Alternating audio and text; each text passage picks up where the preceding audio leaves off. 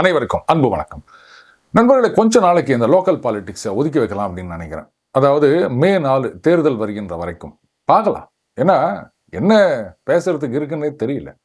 நடப்பவை எல்லாம் நல்லதுக்கே அப்படின்லாம் சொல்ல முடியல. ஆனால் ஒன்று மட்டும் அழுத்தம் திருத்தமாக சொல்லலாம். நடப்பது நடந்தே தீரும். நம்ம தலையெழுத்து இப்படித்தான் அப்படின்னு இருந்ததுன்னா அதை யாராலையும் மாற்ற முடியாது. விதி வலியது, இதைத்தான் சொல்ல வேண்டியதாக இருக்குது. பட் இன்னைக்கு நேஷனல் அண்ட் இன்டர்நேஷனல் விஷயத்தில் இன்னொரு முக்கியமான விஷயத்தை பார்க்க போகின்றோம். மோடி அவர்களுக்கு எதிராக திடீரென்று எழுந்திருக்கின்ற ஒரு சில குற்றச்சாட்டுகள். இது பல பேருக்கு தெரியாமலே இருக்கலாம். ஏன்னு கேட்டிங்கன்னா, இந்த குற்றச்சாட்டுகள் அந்த அளவுக்கு ட்ராக்ஷன் இல்லை. மோடி மீது இது வெறும் அவதூறு அப்படின்னு தான் சொல்லும், குற்றச்சாட்டு அப்படின்னு கூட நான் சொல்ல மாட்டேன். அதாவது தீவிர மோடி ஆதரவாளராக இருந்த ஒரு பெண்மணி அவங்க ஒரு சில குற்றச்சாட்டுகளை முன்வைத்திருக்கின்றார்கள் மோடி அவர்கள் மீது. இதுக்கு சரியான பதிலடி கொடுத்துருக்காங்க. இவங்க சில பதவிகள்லாம் எதிர்பார்த்தாங்க, ராஜ்யசபா எம்பி இல்லை வேற ஏதாவது பதவி, அது எதுவும் கிடைக்கல அப்படின்றதுனால இந்த மாதிரி புழுதி வாரி தூற்றுகின்றார்கள் அப்படின்னு. இதற்கிடையில் சுப்பிரமணியம் சாமி அவர்கள் பேசினதா ஒரு வீடியோ. அதில் அவர் மோடி அவர்களுக்கு எதிரான சில விஷயங்களை பேசியிருக்கின்றார். அதாவது பெண் எம்பிகள், மந்திரி பதவி அப்படின்னு கொச்சையாக சில விஷயங்களை சொல்லியிருக்கார். இதை உடனே சில பேர் எடுத்துன்னு பார்த்தீங்களா, இவ்வளோ பெரிய ஒரு குற்றச்சாட்டு, மோடி அவர்கள் உடனடியாக பதவியை ராஜினாமா செய்துவிட்டு இந்த விசாரணையை எதிர்கொள்ள வேண்டும் அப்படின்னு. இதில் அவங்க என்ன சொல்கிறாங்கன்னா, பாருங்கள், சுப்பிரமணியன் சாமி வேற யாரும் இல்லை, அவர் பாஜகவை சேர்ந்தவர், அவரே இந்த மாதிரி பேசியிருக்கார். அவர் பேசினது அவதூறு, பொய் அப்படின்னு சொன்னால் அவர் மேலே கேஸ் போட வேண்டியதானே அப்படின்னு. சரி, இதே சுப்பிரமணியன் சாமி அவர்கள் சோனியா அவர்களை பற்றி, ராகுல் அவர்களை பற்றி என்னென்ன பேசினார் அப்படின்ற வீடியோவெல்லாம் இருக்குது. இதுக்கு இவங்க என்ன கேஸ் போட்டாங்க? இவங்க மட்டும் வாயை திறக்க மாட்டாங்க, கம்முன்னு இருப்பாங்க, கப்சிப்புன்னு இருப்பாங்க. ஆனால் மோடி மட்டும் ஊரில் இருக்க அத்தனை பேர் மேலேயும் கேஸ் போட்டுட்டு இருக்கணும், வேற வேலையே கிடையாது இல்லையா? ஆனால் முதல்ல இந்த எப்ஸ்டீன் ஃபைல்ஸ்னு எடுத்துக்காங்க. அதில் மோடி அவர்களை சம்மந்தப்படுத்தி சில அவதூறுகள், அதுக்கப்புறம் ஒரு சில மந்திரிகள், அவர்களுடைய குடும்பம், இதெல்லாம் சம்மந்தப்படுத்தி நிறைய அவதூறுகள் கொண்டு இருந்தன. ஆனால் அதுக்கும் ட்ராக்ஷன் இல்லை. சரி, நாம் ஒருத்தர் மேலே ஒரு குற்றச்சாட்டு சொல்கிறோம் அப்படின்னு சொன்னால் கொஞ்சமாவது நம்புற மாதிரி இருக்கணும். அதில் கொஞ்சம் கூட உண்மையே இல்லை அப்படின்னும் போது ஜனங்க அதை அப்படியே ஒதுக்கி தள்ளிட்டு போயிடுவாங்க. அதனால தான் அது எடுபடலை. இதில் ராகுல் காந்தி அவர்கள் எப்ஸ்டீன் ஃபைல்ஸு அப்படி இப்படின்னு சொல்லியிருந்தாலும் நேரடியாக குற்றச்சாட்டை வைக்காமல் ஒரு சரண்டர் மோடி அப்படின்றாரு, அவர் ஈல்ட் ஆகிட்டாருன்னா இப்படியே சொல்லிட்டு இருக்காரு. ஆனால் டைரெக்டாக எதுவும் சொல்லலை. அப்படி ஏதாவது சொல்லியிருந்தாருன்னா யாராவது கேஸ் போட்டிருப்பாங்க, மறுபடியும் போய் மன்னிப்பு எழுதி கொடுத்துருக்கணும், இல்லை அதுக்கப்புறம் அந்த கேஸை சந்திச்சிருக்கணும். அதனால் அவர் பட்டும் படாமல் ஒரு மாதிரி பேசிட்டு போயிட்டார். இதெல்லாம் எதுக்காக அப்படின்னா, இது ரொம்ப குரூஷியலான டைமாக நான் பார்க்குறேன். ஒரு பக்கம் அந்த ஈரானுக்கு எதிரான யுத்தம் நடைபெற்று கொண்டு இருக்கின்றது. அதுக்கப்புறம் அந்த கேஸு, ஆயில் இதெல்லாம் எப்படி வருது, எங்கேருந்து வாங்குறது அப்படின்ற பிரச்சனை ஓடிட்டுருக்கு. இதற்கிடையில் ஒரு 7 பேர், 6 உக்ரைனியன், அதுக்கப்புறம் ஒரு அமெரிக்கன் அரெஸ்ட் பண்ணியிருக்காங்க. இவங்க இங்கேருந்து மயான்மாருக்கு போயிருக்காங்க. அங்கே ஏதோ தாக்குதல், ட்ரோன், அதை பற்றிலாம் ட்ரைனிங் கொடுக்கறதுக்கு அப்படின்னு இந்திய வழியாக நுழைஞ்சிருக்காங்க அப்படின்றதெல்லாம் குற்றச்சாட்டு. இதெல்லாம் டீப் ஸ்டேட்டுடைய ஒரு பார்ட்டுங்க. அதாவது ஏற்கனவே ஷேக் ஹசீனா அவர்கள் சொல்லியிருந்தாங்க, அதாவது பங்களாதேஷ்லேருந்து ஒரு பார்ட்டை உடைக்கிறதான், அதுக்கப்புறம் மயான்மார்லேருந்து ஒரு பார்ட்டை உடைக்கிறதா, அதை ரெண்டுத்தையும் சேர்த்து தனியாக ஒரு மத அடிப்படையிலான ஒரு நாட்டை உருவாக்குவது, கொச்சல் கொடுக்கறது அப்படின்ற பிளான். அதுக்கு நான் ஒத்து வரலை. அதனால தான் இவங்க இந்த மாதிரியெல்லாம் சதி பண்ணி என்னை பதவியிலிருந்து தூக்கி விட்டார்கள் அப்படின்றது அவர்களுடைய குற்றச்சாட்டு. இப்போ அது சம்பந்தமாக தான் இந்த 7 பேருடைய நடவடிக்கைகள் அப்படின்னு அரெஸ்ட் பண்ணியிருக்காங்க. இந்த டீப் ஸ்டேட் இவங்களை பொறுத்த வரைக்கும் இந்தியாவை எப்படியாவது சீர்குலைய செய்ய வேண்டும் அப்படின்றது ரொம்ப நாளாக ட்ரை பண்ணிட்டு இருக்காங்க. அதுக்கு இங்கேயும் நிறைய உள்கைகள் இருக்காங்க. அண்டு மோடி அவர்கள் பதவியில் இருக்கிற வரைக்கும் இவங்களுடைய நோக்கம் எதுவும் நிறைவேறாது அப்படின்றது அவங்களுக்கு தெரியும். சரி, எலக்டோரலாக அவரை ஜெயிக்க முடியல, என்ன பண்ணலாம் அப்படின்னா அவதூறை அள்ளி வீசுவது, இந்த ஒரு வழியில் தான் அவங்க போயிட்டு இருக்காங்க. ஆனாலும் அவங்களுடைய அந்த அவதூறு பிரச்சாரம் அப்படின்றது எடுபடலை. பட் இதில் இன்னும் நிறைய விஷயங்கள் இருக்குது. ஒவ்வொரு இஷ்யூ வரும்போதும் இதில் மோடி சரண்டர் ஆகிட்டார் அப்படின்னு ஒரு ட்விஸ்ட் கொடுத்து வித்தியாசமாக பேசிகிட்டு இருக்காங்க புள்ளி கூட்டணியில். இப்போ அந்த ஈரானுக்கு எதிரான பேச்சுவார்த்தை அப்படின்னு ட்ரம்ப் ஒரு 5 நாள் பாஸ் விட்டாருங்க. இப்போ ஏதோ 10 நாள் எக்ஸ்டெண்ட் பண்ணியிருக்கார் போல இருக்கு. ஈரானுடன் பேச்சுவார்த்தை, ப்ரொடக்டிவ் டாக்ஸ் அப்படின்னு சொன்னார். அன்றைக்கே நம்ம சொல்லியிருந்தோம், பேக் சேனல் டிப்ளமாசி நடந்து கொண்டு இருக்கின்றது அப்படின்னு. ஆனால் அவர் பண்ண தப்பு பேக் சேனல் டிப்ளமசி அப்படின்றது வந்து ரகசியமாக நடக்கணுமே தவிர ட்விட்டர்லையும் ட்ரூத் சோஷியல்லையும் அதெல்லாம் பண்ணக்கூடாது. எல்லாருக்கும் வந்து அந்த ஒரு செல்ஃப் ரெஸ்பெக்ட் அப்படின்றது ஒன்று இருக்குது, ஈகோன்றது ஒன்று இருக்குது. அப்படி இருக்கு சார். நீங்கள் வந்து நாங்கள் பின்னாடி பேசுகிறேங்க அப்படின்னு சொல்லிட்டு ஊரெல்லாம் போயிட்டு பார்த்தீங்களா அவங்க வந்து மெர்சல் ஆகிட்டாங்க, எங்களோட பேச போகிறாங்க, டீல் போடுறாங்க அப்படி இப்படின்னு சொல்லிட்டு இருந்தீங்கன்னா யாருமே இதை ஒத்துக்க மாட்டாங்க. இது அவர் பண்ணுற தப்பு. ஏன்னா ட்ரம்ப்புக்கு இருக்கின்ற ஈகோ அப்படின்றது எப்போ உங்கூட்டு ஈகோ எங்கூட்டு ஈகோ கிடையாது, இமயமலைக்கெல்லாம் மேலே இருக்குது அவருடைய ஈகோ. இப்போ 10 நாள் வேற வந்து எக்ஸ்டெண்ட் பண்ணியிருக்காரு. எதுக்காக அப்படின்னு தெரியல. ஈரானில் வந்து அந்த பேக் சேனல் டிப்ளமசி ஆரம்பிச்சுதுங்க. ஆனால் அதுக்கப்புறமா இவர் இந்த மாதிரிலாம் வந்து டமரன்னு இது விளம்பரம் பண்ண உடனே அவங்க வந்து கன்சாலிடேட் ஆகிட்டாங்க. இல்லை நாங்கள் பேசுகிறதா இல்லை அப்படின்னு இருக்காங்க. இவர் ஏதோ ஒரு 15 பாயிண்ட் வச்சுருக்காரு, அதில் 14 பாயிண்ட்டை ரிஜெக்ட் பண்ணிட்டாங்க அப்படின்றாங்க. ட்ரம்ப்புடைய கண்டிஷன்ஸில் பார்த்தீங்கன்னா அந்த என்ரிச்டு யுரேனியம் அதை திருப்பி கொடுத்துருங்கன்றாரு. நீங்கள் வந்து இனிமேல் அந்த நியூக்ளியர் என்ரிச்மெண்ட்டே பண்ணக்கூடாதுன்றாரு. இதெல்லாம் கூட ஓகே. ஆனால் மிசைல் அப்படின்றது சும்மா ஒரு பேருக்கு மட்டும்தான் இருக்கணும் அப்படின்றத வந்து ஈரான் ஒத்துக்க முடியுமா அப்படின்னு தெரியல. அதே சமயத்தில் ஈரானுடைய கண்டிஷன்ஸ் அப்படின்றது அந்த அமெரிக்காவுடைய பேசஸ் மிடில் ஈஸ்டில் எங்கேயுமே இருக்கக்கூடாது, அதுக்கப்புறம் எங்களை என்றைக்குமே திருப்பி அடிக்கக்கூடாது, அடுத்தது நடந்ததுக்கெல்லாம் வந்து நஷ்ட ஈடு கொடுக்கணும்னு. இந்த 3த்தையும் அமெரிக்கா நிச்சயமாக ஏற்றுக்க முடியாது. அமெரிக்கா மட்டும் இல்லை, சவுதி அரேபியா, கட்டார் எந்த நாடுமே இந்த கண்டிஷன்ஸை ஏற்றுக்க மாட்டாங்க. முக்கியமாக அமெரிக்கன் பேசஸ் அங்கே இருக்கக்கூடாது அப்படின்றத. அடுத்தது நம்ம முதல்லயே சொன்னோம், இப்போ இந்த யுத்தத்தில் அமெரிக்கா வந்து பின்வாங்கிட்டாலோ இல்லை அறகுறையாக விட்டுட்டு ரைட்டு ஓகே ரைட் எல்லாம் அடிச்சோம் அப்படின்ட்டு போனாலோ அதுக்கப்புறம் ஈரான் வந்து கப்பம் கட்டணும் அப்படின்னு ஆரம்பிச்சிருவாங்க. இந்த ஸ்டேட் ஆஃப் ஹோர்முஸ் வழியாக போகிறதுக்கெல்லாம் எங்களுக்கு காசு கட்டணும், ஏன்னா எங்களுக்கு இவ்வளோ டேமேஜ் ஆயிடுச்சிங்க, நாங்கள் என்ன பண்ணுறது, இது எங்கள் வீட்டு பக்கத்தில் இருக்குது, எங்கள் பழக்கடை வாசல் வழியாக போகுது, அதனால நீங்கள் காசு கட்டித்தான் ஆகணும் அப்படின்னு டிமாண்ட் பண்ணுவாங்க அப்படின்னு அது அப்படியே கொஞ்சம் கொஞ்சமாக டெவலப் ஆகிட்டு இருக்குதுங்க. இன்றைக்கு வந்து கிட்டத்தட்ட 5 நாடுகள், அதாவது India, Pakistan, Iraq, China, Russia, இந்த 5 நாடுகளுடைய கப்பலை வந்து நாங்கள் அலோவ் பண்ணுறோம் அப்படின்னு சொல்லியிருக்காங்க. ஃப்ரெண்ட்லி நேஷன்ஸ் அப்படின்னு சொல்லியிருக்காங்க. இப்போது சமீபத்தில் வந்து சவுத் கொரியாவுடைய கப்பல்களையும் அலோவ் பண்ண போகிறதா சொல்லியிருக்காங்க. இது நடுவில் ஏதோ 2 மில்லியன் காசு கட்டணும் அப்படின்னு சொல்லிட்டு இருக்காங்க. அது வந்து ஈரானியன் அம்பாசிடர் இன் இந்தியா அப்படிலாம் ஒன்றுமே கிடையாது, யாரோ அளந்து விட்டுட்ருக்காங்க அப்படின்னு சொல்கிறாரு. அந்த காசும் யுவான், சைனீஸ் யுவானில் தான் கொடுக்கணும் அப்படின்னு. ஏன்னா டாலர் அப்படின்றத வந்து என்ன ஒரு 2 மில்லியன்னா அவ்வளோ பெரிய கோணி மூட்டையில் கொண்டு போய் கொடுப்பாங்களா, அதெல்லாம் நடக்காத காரியம். டாலர் சிஸ்டத்துலேருந்து அவங்கள ஒதுக்கி வச்சுருக்காங்க. யுவான் அப்படின்னும் போது சைனாலேருந்து தான் அவங்க இதுவாக இருந்தாலும் வாங்க முடியும். இவ்வளோ நாளாக கிட்டத்தட்ட அவங்க 80 to 90% ஆயில் எக்ஸ்போர்ட் சைனாவுக்கு தான் போயின்னுக்குது. அதை யுவானில் கொடுக்குறாங்க, அதை சைனீஸ் பேங்க்கில் வச்சுட்டு சைனாலேருந்து அவங்களுக்கு தேவையானதெல்லாம் வாங்கிட்டு இருக்காங்க. ஸோ அது மட்டும்தான் அவங்க வந்து லீகலாக யூஸ் பண்ணக்கூடிய ஒரு கரன்சியாக இருக்குது. டாலர் அப்படின்னு ஏதாவது இருந்தால் கூட, இல்லை தங்கம் இருந்தால் கூட அதை வந்து கள்ள மார்க்கெட்டில் தான் அவங்க யூஸ் பண்ண முடியுமே தவிர லெஜிட்டிமேட்டாக எந்த விதமான வாணிகத்திலையும் இறங்க முடியாதுன்ற ஒரு சிச்சுவேஷன். இந்த 10 நாள் அப்படின்றது வந்து ட்ரம்ப் அவர் என்ன நினைக்கிறாருன்னா, இது பாருங்க, இங்கே வந்து ஈரான் எங்களுக்கு வேணும், அது வந்து ஒட்டுமொத்தமாக நாங்கள் எடுத்துக்கணும், ஆனால் அந்த ஆயிலுக்கு எந்த விதமான சேதாரமும் நடைபெறக்கூடாது அப்படின்றதில் அவர் முக்கியமாக இருக்கார். ஏன்னா இருக்கிற ஆயில் ரிசோர்ஸஸ் எல்லாம் அழிச்சு போட்டோம்னா அதுக்கப்புறம் நம்ம அங்கே போய் உக்காந்திக்கின்னு என்ன பண்ணுறது? ஆப்கானிஸ்தானில் உக்காந்த மாதிரி தான், ஒரு பிரயோஜனமும் கிடையாது, செலவு தான் பண்ணிகிட்ருக்கணும். இங்கே எல்லாத்தையும் அடித்து உடைச்சிட்டு oil storage, oil pipe line எல்லாத்தையும் நாசம் பண்ணிட்டு அதுக்கப்புறம் அமெரிக்கன் ஃபோர்ஸஸ் போய் உக்காந்தாங்க அப்படின்னு சொன்னால் அப்போ அந்த டே டு டே அஃபேர்ஸ்க்கு வந்து அதெல்லாம் ரிப்பேர் பண்ணி ஆகணும். அந்த செலவெல்லாம் அமெரிக்கா தலையில் தான் வந்து விழும். எத்தனை நாளைக்கு இதெல்லாம் ரீபில்ட் பண்ணுறது, எத்தனை நாளைக்கு காத்துட்டு இருந்து நம்ம கம்பெனி லாபம் வரணும்னு நினைக்கிறது? ஸோ பியூர்லி ஒரு பிஸ்னஸ் பாயிண்ட் ஆஃப் வியூவில் தான் வந்து அவர் ஈரான் அக்ரெஷன் அப்படின்றத வந்து அப்ரோச் பண்ணிகிட்ருக்காருங்க. அது மட்டும் இல்லை, அவங்களுடைய ஃபோர்ஸஸ் எல்லாம் வந்து குவித்து கொண்டிருக்கின்றார் மிடில் ஈஸ்டில். அண்டு சவுதி, கட்டாரை பொறுத்த வரைக்கும் இதை பாருங்கள், இது பாதியில் விட்டுட்டு போகிறதா இல்லை, இதை வந்து 2ல் 1 பார்த்தானோ அப்படின்றதில் இருக்காங்க. அதனால் இது வந்து அமெரிக்கா பின்வாங்குவது அப்படின்றது நடக்காத காரியம். ஏன்னா அப்படி பாதியில் விட்டுட்டு போயிட்டாங்கன்னு சொன்னால் அதுக்கப்புறம் ஈரானுக்கு எல்லாரும் கப்பம் கட்டணும். கட்டினாலுமே அதுக்கப்புறம் யாரும் அமெரிக்காவை நம்ப மாட்டாங்க, அங்கே கொண்டு போய் இன்வெஸ்ட் பண்ண மாட்டாங்க, அவங்களுடைய வெப்பன்ஸை வாங்கி கொண்டு வந்து ரொப்ப மாட்டாங்க. அதனால் அமெரிக்காவுக்கு இது பல விதங்களில் அடியாகும். அதுக்கப்புறம் இந்த டீடாலரைசேஷன் அப்படின்றது இன்னும் வேகம் எடுக்கும். ஸோ இது அமெரிக்காவுக்கு நல்லாவே தெரியும். அதனால தான் நான் மறுபடியும் சொல்லிட்டு இருக்கேன், இது இறுதி யுத்தம் அப்படின்னு. இதுக்கு நடுவில் பார்த்தீங்கன்னா புள்ளி கூட்டணியில் இருக்கவங்களாம் பாருங்கள், இந்தியாவை வந்து ஒதுக்கி தள்ளிட்டாங்க. பாகிஸ்தான் வந்து இன்னைக்கு அப்படியே டாப்பில் இருக்குது. அவங்க தான் வந்து இந்த ஈரானுடைய பேச்சுவார்த்தை முக்கியமான பாயிண்டாக இருக்காங்க அப்படின்னு. இதை விட ஒரு பைத்தியக்காரத்தனம் முட்டாள்தனம் எதுவும் இருக்கும் அப்படின்னு எனக்கு தெரியல நண்பர்களே.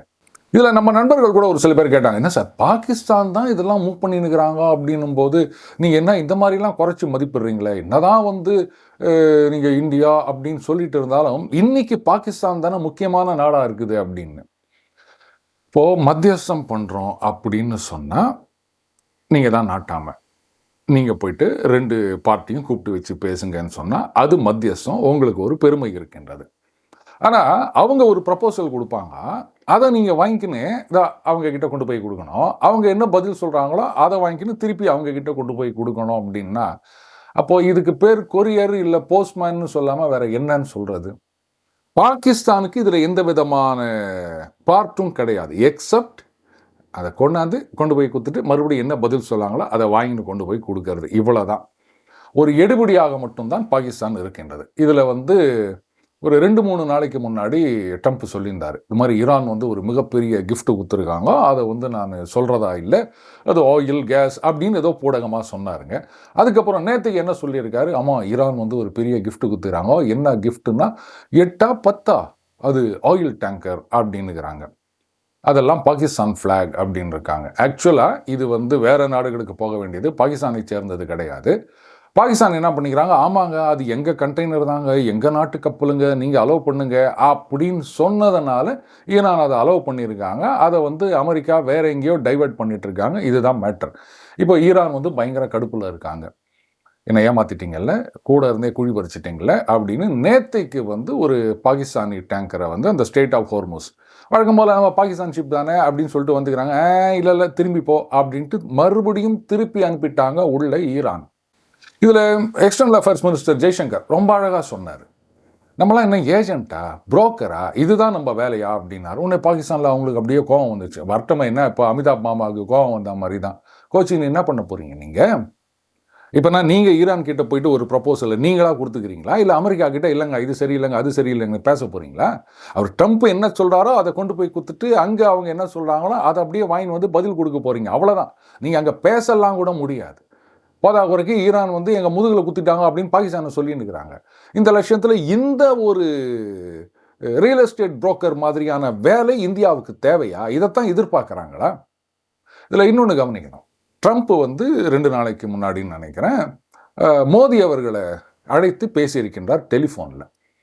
நல்லா கவனிக்கணும், இது வந்து அமெரிக்கன் அம்பாசிடரும் ட்வீட் போட்டிருக்காரு, நம்ம பிரைம் மினிஸ்டரும் ட்வீட் போட்டிருக்காரு, இந்த மாதிரி வந்து ட்ரம்ப் கால்டுமி நாங்கள் இதை பற்றி பேசினோம் அப்படின்னு. வழக்கமாக ட்ரம்ப் தான் சொல்வார், இதோ இன்னார் என்னை கூப்பிட்டு பேசினார், அவங்க என்னை கூப்பிட்டு பேசினாங்க அப்படின்வாரு. ஆனால் இன்னைக்கு அமெரிக்கா தரப்பிலிருந்து பிரசிடென்ட் மோடியை கூப்பிட்டு பேசினார் அப்படின்னு செய்தி வந்திருக்கின்றது. இதில் நான் ரொம்ப மரியாதை வைத்திருக்கின்ற ஒருவர், எப்படி இவங்கெல்லாம் தரம் தாழ்ந்து போகிறாங்கன்னு எனக்கு புரியல. ஏன்னா யோசிக்க மாட்டாங்களா, இல்லை வந்து ஒரு தனி மனித வெறுப்பு அப்படின்றது வந்து அவங்க மூளையை வந்து முட்டாளாக்கி விடுகின்றதா அப்படின்னு. அதாவது ட்ரம்ப் எதுக்கு மோடியை கூப்பிட்டு பேசினார் அப்படின்னா, இல்லைங்க எங்கள் பாகிஸ்தான் தாங்க எல்லாம் டீலிங் பண்ணினுக்குது, இந்தியா வந்து சுத்தமாக ஒதுக்கிட்டாங்க, இப்போ அவங்க பிக்சர்லேயே இல்லை, அதனால் வந்து மோடிக்கு அசிங்கமாயிடக்கூடாதே அப்படின்றதுக்காக ட்ரம்ப் வந்து இவரை கூப்பிட்டு பேசினார் அப்படின்னு. சாதாரணமாக ட்ரம்ப் யாரையும் கூப்பிட்டெல்லாம் பேச மாட்டார். European union leaders, UK prime minister இவங்களை கூப்பிட்டா கூட இது மாதிரி நான் அங்கே போயிட்டு ஒரு ஒப்பந்தம் கையெழுத்து போட போகிறேன், உடனே கிளம்பி வாங்க அப்படின்னு 20 மினிட்ஸ் டியூரேஷனில் சொல்லுவார். அவங்களும் உடனே பறந்து வந்து கை தட்டிட்டு போவாங்க. இதை நம்ம ஏற்கனவே பார்த்துருக்கோம். அந்த காசா அக்கார்டில் வந்து 20 மினிட்ஸ் தான் இருந்தது, நான் சொன்ன உடனே அவங்க வந்துட்டாங்க பாரு அப்படின்னு பெருமையாக பேசியிருந்தார். அப்பேற்பட்ட ட்ரம்ப் மோடியை கூப்பிட்டு பேசியிருக்காரு. சரிங்க, இப்போ இந்த எக்ஸ்பர்ட் சொல்கிற மாதிரியே இந்தியா ஒதுக்கப்பட்டு விட்டது, அதனால் மோடி எதுவும் தப்பாக நினச்சிக்க கூடாது அப்படின்றதுக்காக வந்து மோடியை கூப்பிட்டு ட்ரம்ப் பேசினார் அப்படின்னு சொன்னால், ஐயோ இவர் தப்பாக நினச்சிக்க கூடாது அப்படின்னு நாம் ஒருத்தரை கூப்பிட்டு பேசுகிறோம் அப்படின்னா என்ன அர்த்தம்? அப்போ அவரை நம்ம ரொம்ப முக்கியமாக நினைக்கிறோம்னு அர்த்தம். இன்னும் கொஞ்சம் விலை வாரியாக சொல்லட்டா, நீங்கள் வந்து வீட்டில் ஒரு கல்யாண சம்மதம் பேசினுக்கிறீங்க, உங்கள் குடும்பத்தில் மூத்தவர்னு ஒருத்தர் இருக்காரு, அவரை நீங்கள் வந்து கிட்ட சேர்த்துக்கவே இல்லை.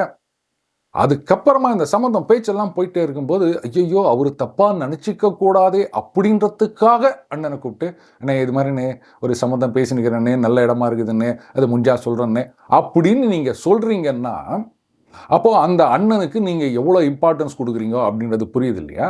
அந்த அண்ணன் தேவையே இல்லை, அவரால் எந்த பிரயோஜனமும் இல்லை அப்படின்னு நினச்சிங்கன்னா, என்னப்பா எங்கள் வீட்டு கல்யாணம் நாங்கள் பேசுகிறோம், அவர்கிட்ட என்னத்துக்கு சொல்ல வேண்டியது? இப்படி தானே நம்ம போயிருப்போம். அதே மாதிரி தான் இங்கே வந்து பாகிஸ்தானை நம்புவதற்கு ஈரான் தயாராக இல்லை. அகைன் இங்கே ஈரானியன் அம்பாசிடர் என்ன சொல்லியிருக்காரு, அப்படி ஏதாவது ஒரு பேச்சுவார்த்தைனா அது இந்தியா தான் இருக்க முடியுமே தவிர பாகிஸ்தான் இருக்க முடியாது.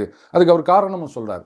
இந்தியா மட்டும்தான் ஈரான், இஸ்ரேல், அமெரிக்கா 3 பேருடனும் நட்புறவாக இருக்கின்றது. 3 பேர்கிட்டையும் பேசக்கூடிய கெப்பாசிட்டி இந்தியாவுக்கு மட்டும்தான் இருக்கின்றது. அப்படி பாகிஸ்தான் இஸ்ரேல் கிட்ட பேசுவாங்களா? சார், இஸ்ரேல் கிட்ட பேசினா என்ன, அமெரிக்கா கிட்ட பேசினா அப்படி கிடையாது. அமெரிக்கா பாஸ் சொன்னாலும் வந்து இஸ்ரேல் கேட்க மாட்டாங்க. அது அவங்க பாஸ் விட்டுக்கிறாங்க, நாங்கள் அடிப்போம் அப்படின்னு அவங்க அடிச்சிட்டு இருக்காங்கல்ல. அப்போ இஸ்ரேல் கிட்டையும் பேசணும். பாகிஸ்தானால் பேச முடியுமா? மதிய மாட்டாங்க. யாரா நீ போடா அந்த பக்கம் அப்படின்வாங்க இஸ்ரேலில்.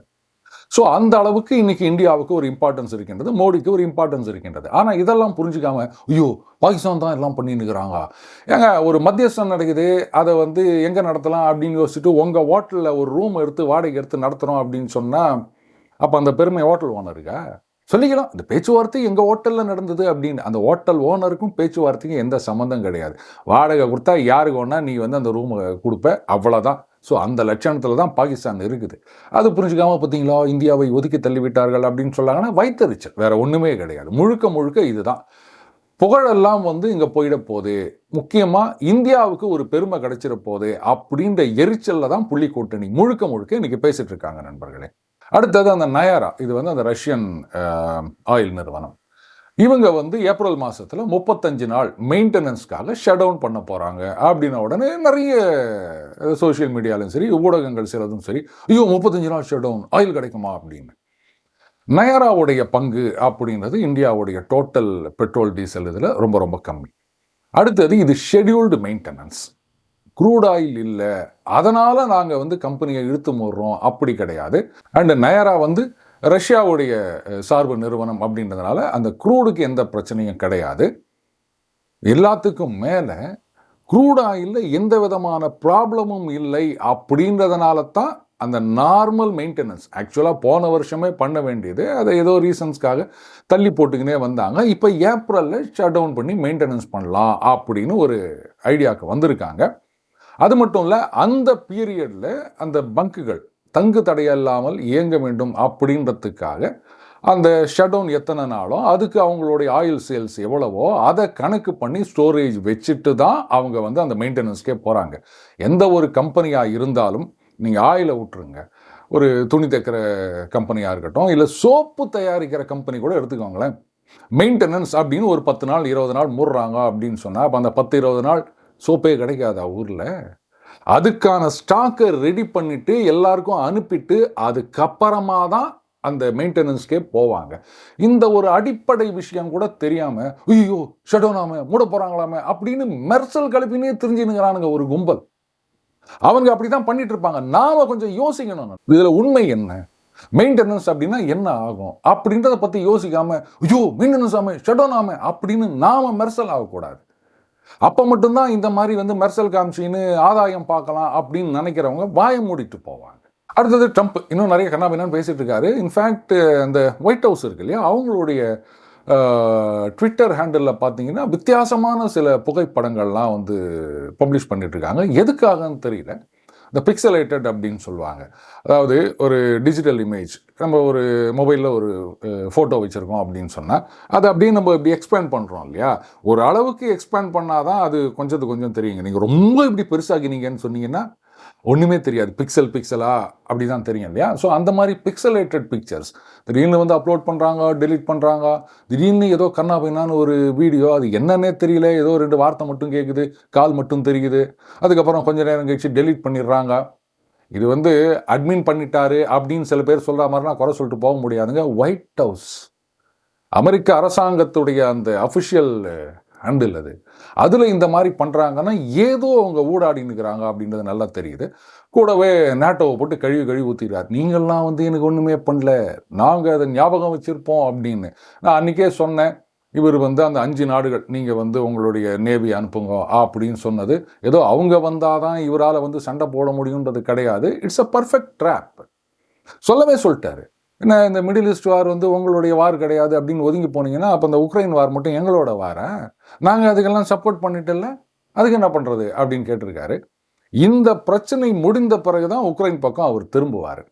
அண்டு உக்ரைனுக்கான டேமேஜ் அப்படின்றது இன்னும் அதிகமாக இருக்க போகின்றது. ஏன்னா இந்த நேரத்துலையும் சும்மா இல்லாமல் ரஷ்யாவுடைய ஆயில் ஸ்டோரேஜெலாம் போட்டு குண்டு போட்டுனுக்கிறாங்க. இதில் ஜெர்மனி சொல்லிட்டாங்க, அது ஏதோ ஒரு மிசைல் சிஸ்டம் உக்ரைனுக்கு கொடுக்கறதா இருந்தது, இல்லைங்க அது இப்போ கொடுக்க முடியாதுங்க அப்படின்ட்டாங்க. எதுவும் கிடையாது.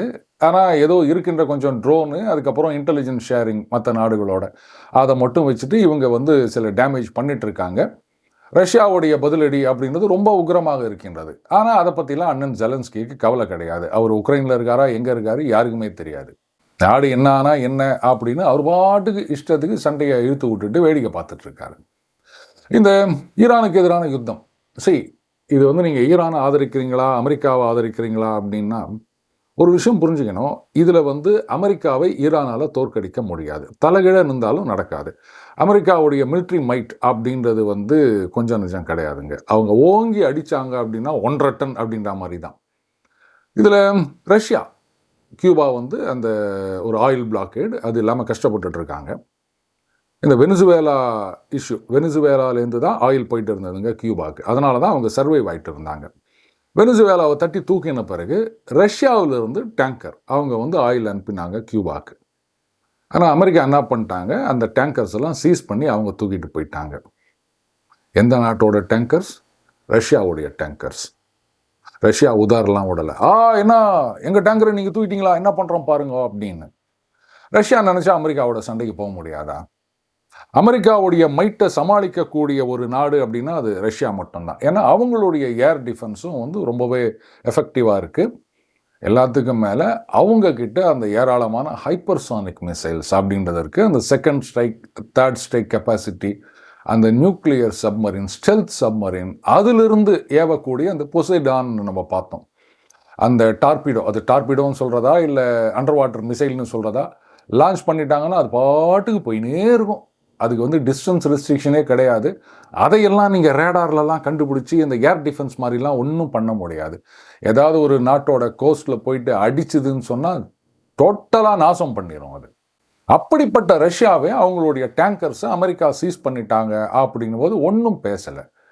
ஆனால் அந்த அளவுக்கு எந்த விதமான ஒரு கேப்பபிலிட்டியும் இல்லாத ஈரான் வந்து நாங்கள் அவங்களை என்ன பண்ணுவோம் தெரியுமா, நீங்கள் இங்கேருந்து வெளில போங்க, நீங்கள் எங்களுக்கு நஷ்ட ஈடு கொடுங்க அப்படின்னு சொல்கிறது வெத்து உதாரணம் சொல்லாமல் வேற என்னங்க சொல்ல முடியும்? அமெரிக்கா அட்டாக் பண்ணது தப்பானா தப்பு. ஆனால் அப்போ ஈரான் வந்து சரியான்னு கேட்டால் நிச்சயமாக சொல்ல முடியாது. இஸ்ரேலை அழிக்கணும் அப்படின்னு காத்து கொண்டிருக்கின்ற ஒரு நாடு, அதுக்கு பலனாக தான் நாம் இன்னைக்கு இதை பார்க்குறோம். இஸ்ரேல் இதை என்றைக்குமே அலோவ் பண்ண மாட்டாங்க. ஸோ ரெண்டு பக்கம் தப்பு இருக்குது அப்படின்னும் போது it's not a fight between good and evil, it's a fight between evil and evil, அப்படி தான் நான் சொல்லுவேன். ஸோ இதில் எந்த ஈவில் வின் பண்ணுறது, நமக்கு லெஸ்ஸர் ஈவில் அப்படின்னு தான் நம்ம பார்க்கணுமே தவிர இதில் வந்து இவங்க பக்கம் போகணும் அவங்க பக்கம் போகணும், தார்மீகம் இதெல்லாம் பேசிட்டு இருக்கிறதெல்லாம் வேலைக்கு ஆகாதுங்க. ஜியோ பாலிட்டிக்ஸ் அப்படின்றது பேசிக்கலாக நம்ம நாட்டுக்கு இதில் என்ன லாபம் அவ்வளோதானே தவிர இல்லைங்க அவங்க நல்லவங்க, இதெல்லாம் இங்கே வேலைக்கு ஆகாது. முதல்ல அதை புரிஞ்சுக்கங்க. இப்படி பண்ணி பண்ணி பண்ணி தான் நம்ம இத்தனை வருஷமாக சுதந்திரம் அடைஞ்சதுலேருந்து நேரு காலகட்டத்தில், அதுக்கப்புறம் காங்கிரஸ் காலகட்டத்தில் ஒன்றும் இல்லாமல் போனதுக்கு காரணமே இதுதான். பார்டரில் எந்த விதமான டெவலப்மெண்ட்டுமே இருக்கக்கூடாது, இதுதான் நம்ம பாலிசி அப்படின்னு பார்லிமெண்ட்டில் ரொம்ப பெருமையாக சொன்னவர் தான் அந்த யூபிஏவுடைய டிஃபென்ஸ் மினிஸ்டர் ஏகே ஆண்டனி. அந்த பக்கம் சீனா வந்து எல்லாம் டெவலப் பண்ணிட்டு போகிறாங்க, ஹெலிபேட் வச்சுருக்காங்க, அந்த ஏர்ஃபீல்டு வச்சுருக்காங்க, டேங்க்கு, அங்கே ஆர்டிலரி எல்லாத்தையும் மூவ் பண்ணுறதுக்கு பக்காவாக ரோடெல்லாம் போட்டு வச்சுருக்காங்க. நினச்சா அவங்க பாட்டுக்கு டகால்னு வந்துடலாம். ஆனால் நம்ம அன்டெவலப்டு பார்டர், இதுதான் நம்ம பாலிசி அப்படின்னு சொன்னவர் தானே காங்கிரஸுடைய டிஃபென்ஸ் மினிஸ்டர். இவங்க இன்னைக்கு பேசுகிறாங்க அமெரிக்காவிடம் சரண்டர் ஆகி விட்டார்கள் அப்படின்னு. அங்கே ஹிலாரி கிளின்டன் வராங்க அப்படின்னு சொன்ன உடனே ஈரானுடைய ஒப்பந்தத்தை கேன்சல் பண்ணவங்க தான் காங்கிரஸ் கவர்மெண்ட்டு. அமெரிக்கா சொன்னாங்க அப்படின்னோடனே ஈரானை எதிர்த்து அந்த அணு ஆயுத விஷயத்தில் எதிர்த்து ஓட்டு போட்டது தானே இந்தியா, இதே காங்கிரஸ் ஆட்சி காலத்தில் தானே. இவங்க சொல்கிறாங்க சரண்டர் ஆயிட்டாங்க அப்படின்னு. இன்றைக்கி காங்கிரஸ் ஆட்சி காலத்தில் என்னென்னலாம் வந்து ஃபாரின் பாலிசி ஃபெயிலியர், அதுக்கப்புறம் இந்திய நாட்டுடைய நலன்களையெல்லாம் அவங்க வந்து பலி கொடுத்தாங்க அப்படின்றதுக்கு ஆதரவான செய்திகள், அந்த ட்வீட்டெல்லாம் வந்து தேடி எடுத்து போட்டுட்டு இருக்காங்க பாஜக ஐடி விங்கில். இது இவங்களுக்கு பொறுக்க மாட்டுது. பட் எதுவாக இருந்தாலும், எந்த செய்தியாக இருந்தாலும் கொஞ்சம் நம்ம யோசிக்கணும். இந்த பொய் பிரச்சாரங்கள், அவதூறு பிரச்சாரங்கள், இதையெல்லாம் நாம் கொஞ்சம் யோசித்தாலே அதெல்லாம் என்ன அப்படின்றத நமக்கு புரிஞ்சிடும். இந்த மெர்சல் காமிச்சியே மக்களை பதட்டத்தில் வைக்கணும் அப்படின்றது தான் புள்ளி கூட்டணியுடைய நோக்கமாக இருக்கின்றது. சொல்லப்போனால் இப்படிலாம் பண்ணி தான் மோடி அரசாங்கத்தின் மீதும் மோடியின் மீதான நம்பிக்கையை குறைக்க வேண்டும். அதை வச்சு ஏதாவது குட்டி கலாட்டா பண்ணி இதனுடைய தொடர்ச்சியாக ஒரு சில போராட்டங்கள் அப்படின்னு நடத்தலாம். இப்போ எலெக்ஷன் நடக்கிறதுனால கொஞ்சம் அமைதியாக இருப்பாங்க. மேபி எலெக்ஷன் முடிஞ்ச பிறகு அப்படி போராட்டங்களை ஆரம்பிக்கலாம். மோடி மீதான நம்பிக்கையை குறைக்கணும், அவர் மேலே அவதூறை சொல்லணும், அப்படி ஏதாவது பண்ணி ஒரு அந்த ஸ்டேபிள் கவர்மெண்ட்டை கலாய்க்கலாமா, அதை வச்சு இந்தியாவை சீர்குலைக்கலாமா அப்படின்னு டீப் ஸ்டேட் ரொம்ப மும்முரமாக வேலை பார்த்துட்டு இருக்காங்க. அதுக்கு இங்கே ஒரு சிலர் ஒத்து ஊதிட்டு இருக்காங்க, துணை போயிட்டு இருக்காங்க. அதையெல்லாம் முறியடிக்கணும் அப்படின்னா உங்ககிட்ட கேட்டுக்கிறது ஒன்றே ஒன்று தான். தயவு செஞ்சு எந்த செய்தியாக இருந்தாலும் கொஞ்சம் யோசிச்சு பாருங்க, அது மட்டும் போதும். மீண்டும் அடுத்த சந்திப்போம். வணக்கம்.